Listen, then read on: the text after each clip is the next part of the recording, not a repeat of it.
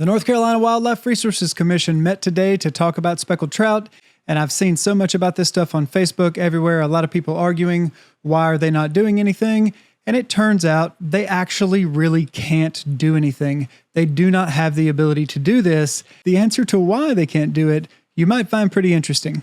So to summarize, of all those potential options, there's really two choices that you have here. One would be temporary rulemaking. And if you decide to do temporary rulemaking, then we would bring a temporary rule tomorrow that would close the season until June 15th. And we would then notice that. We would have a 15-day public comment period. We'd collect public comment and then bring it back to you in April for you to decide whether or not you wanted to proceed with it based on the public comment that you had received. April to put something into place. Yes, because you have to follow the rulemaking process. It would be May 1 before it could be effective, because you have to go through the whole process of public comment or public input, and then y'all would have to vote on it, and then it would still have to go through Rules Review Commission.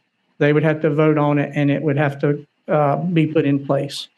May 1 to June 15th. And then it would be, yes, and then we would close it May 1 through June 15th. If you look right here, you'll see proclamation, but that proclamation authority only extends to striped bass. They do not have proclamation authority outside of this. Now let's find out why. Perhaps this is also a teaching moment to the General Assembly that we need authority to be able to act in situations like this, which we don't have now, and Marine Fisheries Commission does. Before I call on you, Brad's kind of beat me to the punch. So when the General Assembly was imposed, when we tried to get proclamation authority before, it's because we wanted to have overall authority, because that makes sense for us to have that, right? They might find it more palatable to give us proclamation authority if that action puts us in compliance with the proclamation for marine fisheries. Because that's the problem we have here, right? That's part of where the problem is. And y'all correct me, I'm just the old head in history part here. My recollection is we tried to do that. That's true. My recollection when we tried to do that, who opposed our ability to do it was the Division of Marine Fisheries. And that's where it got stopped. If I remember that correctly.